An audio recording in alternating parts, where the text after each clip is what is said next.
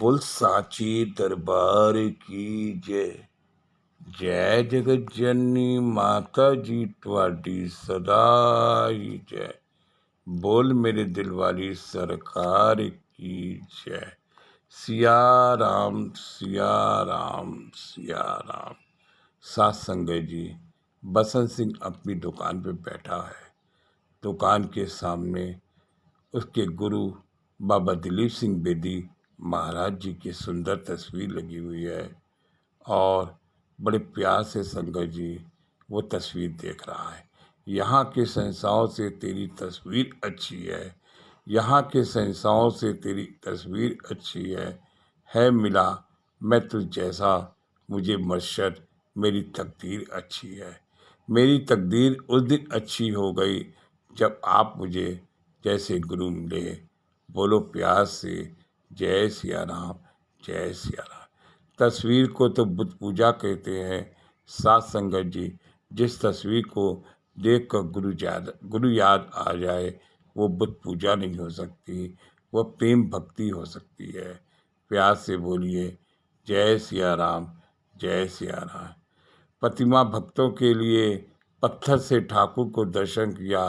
हे पत्थर भगवान नहीं बने, धन्य ने प्रेम भक्ति से भगवान का रूप धारण कर लिया।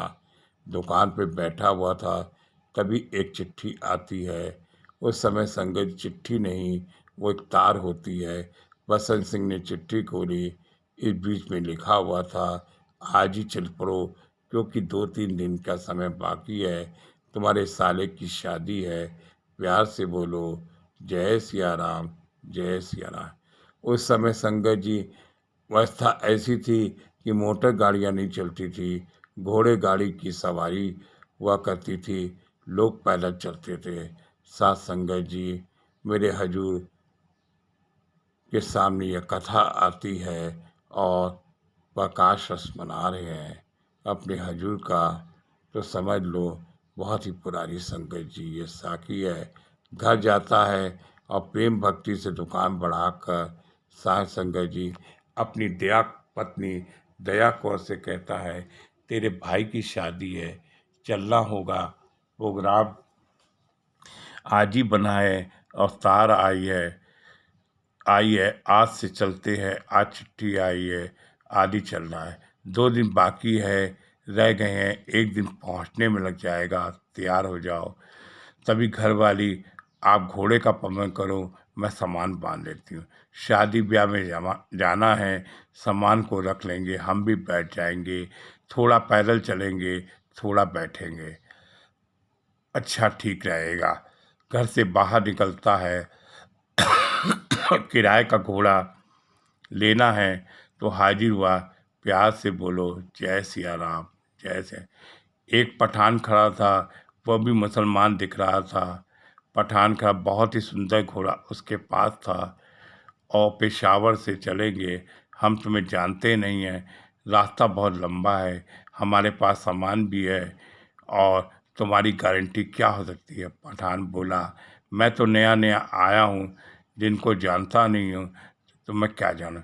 तभी उसकी पत्नी दया कौर घर से अंदर से आवाज़ देती है, अगर गारंटी लेनी है तो अपने हजूर बाबा जी की गारंटी ले लो और कह दो इनकी गारंटी, इसको शपथ दिला दो कि मेरे हजूर बाबा जी के साथ है और तुम मुझे अपनी मंजिल पे पहुंचा देना।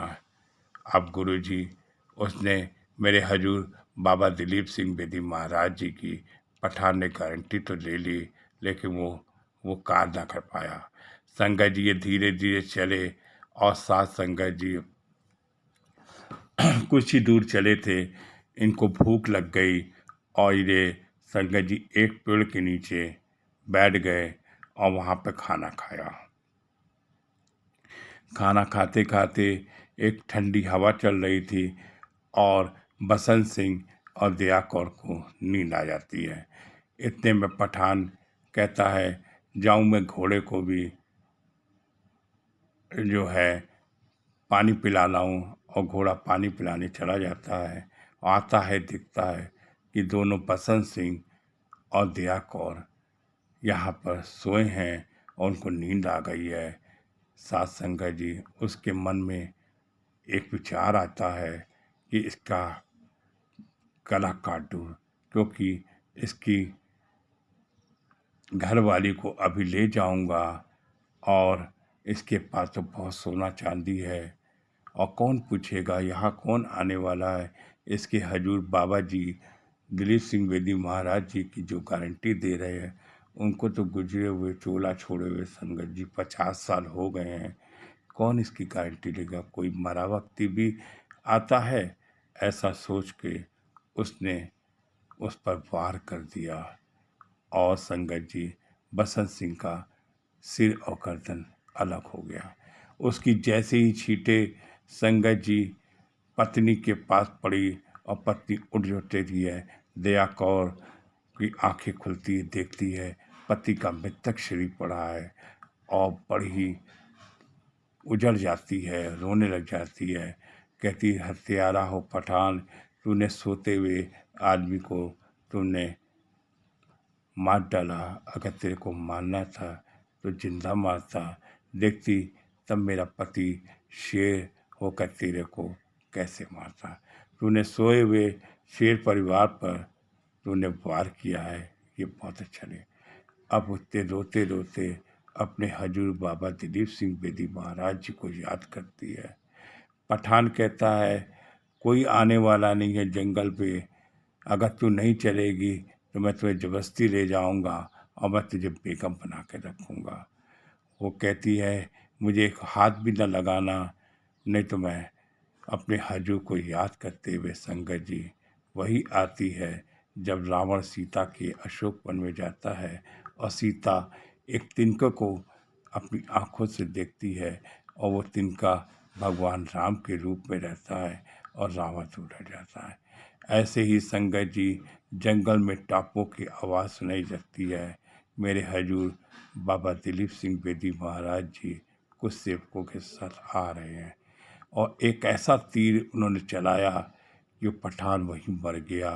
और जब पहुँचे तो बड़ी ही रोती हुई दया कौर रोती है अपने हजूर के आगे, अरदास करती है कि मैं आने में बड़ी देर कर दी। कहती बेटा तूने, मैं देर में नहीं आया, तूने अरदास कैसी करी कि मैं आ ना सका। मैं तो पल पल में है आता हूँ, जब तू याद करेगी तब मैं आ जाऊँगा। सास संगत जी बेटी क्या मांगती है तुम मांग। कहती मैं क्या मांगूंगी, मुझे तो कुछ नहीं चाहिए। ये बसंत सिंह से पूछ लो इसको क्या चाहिए। अब बसंत सिंह तो संगत जी धड़ अलग हुआ है और बसंत सिंह तो जिंदा भी नहीं है। तब कहते हैं मेरे हजूर बाबा जी, ए बेटी तूने क्या मांग लिया, अब बसंत सिंह से मांगूंगा। कि आपने कहा कि बसंत सिंह से मांगेगा, तब तो मुझे बेटा इसको जिंदा करना पड़ेगा। और मेरे हजूर जी उसका सर साथ में लगाते हैं और उस पर जल छिड़कते हैं और बसंत सिंह नींद से संगत जी उठ जाता है। ये घटना संगत जी बसंत कौर और दया कौर सपने में आए हुए घटना है, जिसको वो सपने में ये सब देखती है। तब कहते हैं जब उसको छींटे मारते हैं और बसंत सिंह उठ जाता है। ऐसी शक्ति संगत जी प्रेम भावना होनी चाहिए कि अपने हजूर को हम कैसे याद करें। संगत जी एक साखी आती है अमृतसर की संगत जी, एक पत्नी आती है, उसके पति ने और उसके साले ने एक आदमी का कत्ल कर दिया। तो कहती है कि एक बार मांग लो। तो कहती है बाबा जी क्या मांगूं, मुझे तो पति भी चाहिए भाई भी चाहिए, क्योंकि अगर भाई पति है भाई नहीं होगा तो मैं अपने मायके में जाकर किसको राखी बांधूंगी, किसको अपने हाथ की कलाई में बांधूंगी। साथ संगत जी हजूर बाबा जी ने उसे एक बार मांगा था, लेकिन उसने ऐसे प्रेम भाव से मांगा कि दोनों वर दे दिए और उसको दोनों को, पति को भी बचाया, उसके भाई को बचाया और उसके केस से संगत जी दोनों को बरी करा दिया और रक्षाबंधन में साथ संगत जी उसने अपने भाई के गले में। प्रेम ऐसा होना चाहिए संगत जी कि अपने हजूर को ऐसा प्रेम करिए कि प्रेम भक्ति में लीन हो जाइए। बोल सांचे दरबार की जय। जय जगत जननी माता जी ਤੁਹਾਡੀ सदा ही जय। बोल मेरे दिल वाली सरकार की जय। सिया राम सिया